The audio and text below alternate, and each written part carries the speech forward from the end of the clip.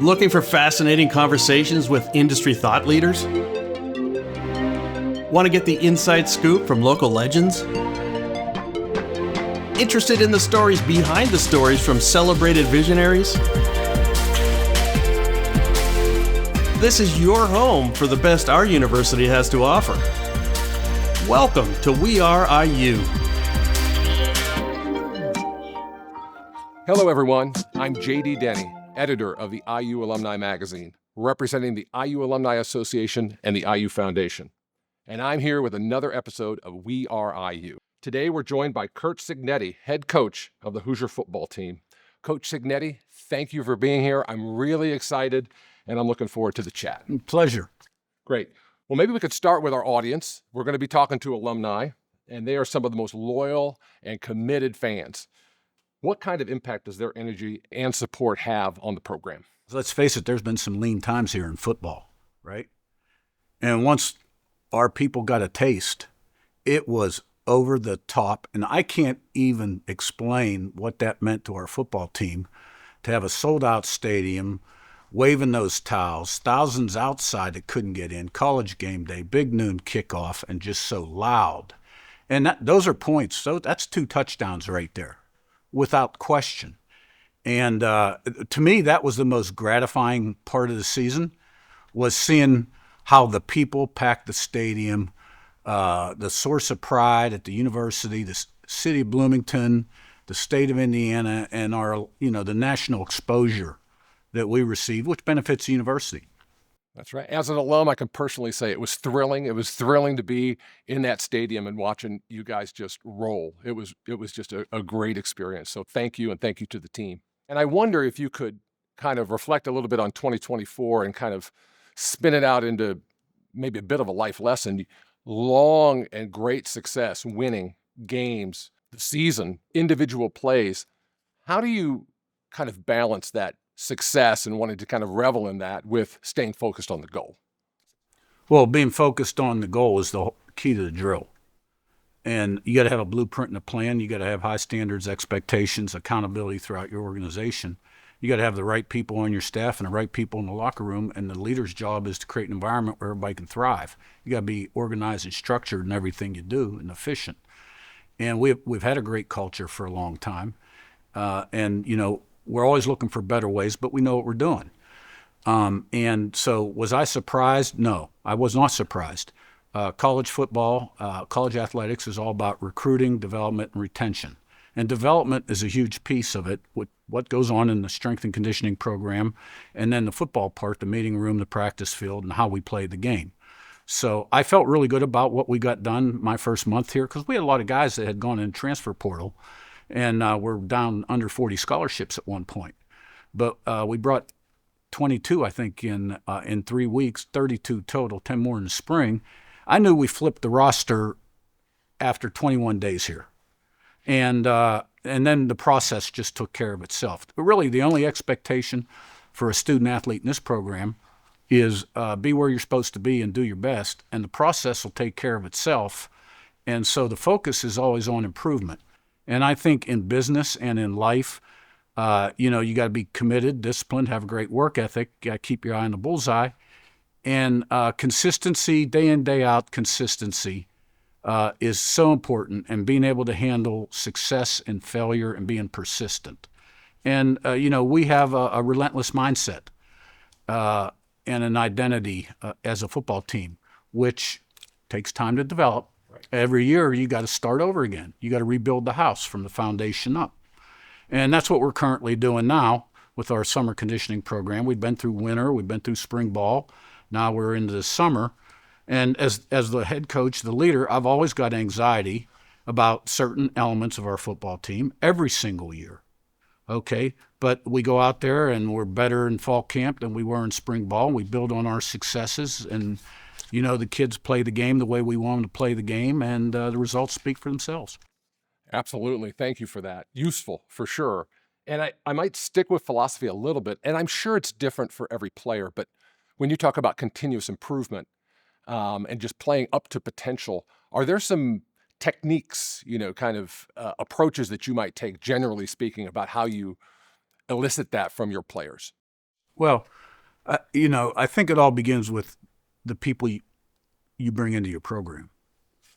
And, I sign off on everybody that enters this program, what coach, player, support, personnel. You got to have the right kind of people that are goal-oriented, can buy into a team concept and understand what a commitment is and discipline, and they got to be coachable and moldable.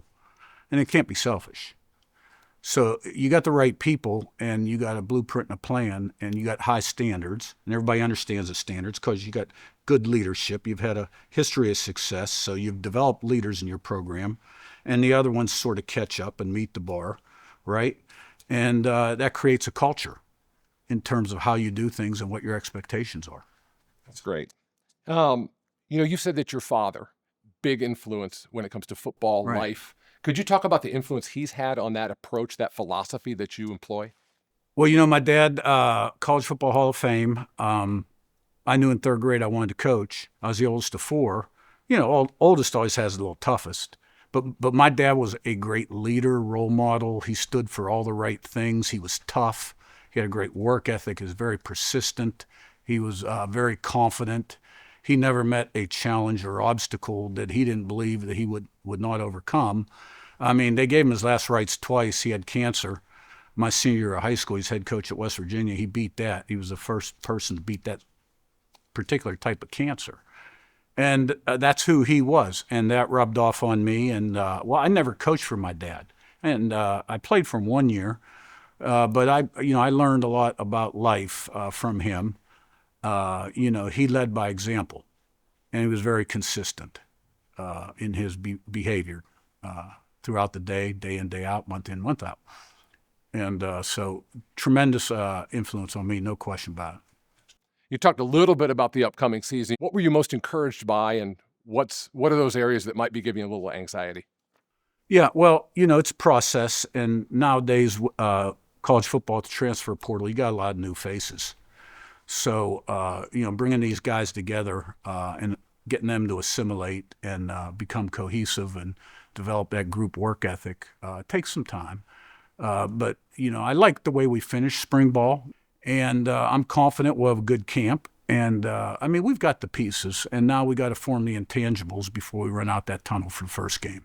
We're building a program. We're strengthening a brand. We got more steps to take. It takes everybody. It takes me, the coaching staff, the players, the support people, the administration, the donors. It takes money. It takes money and support and infrastructure.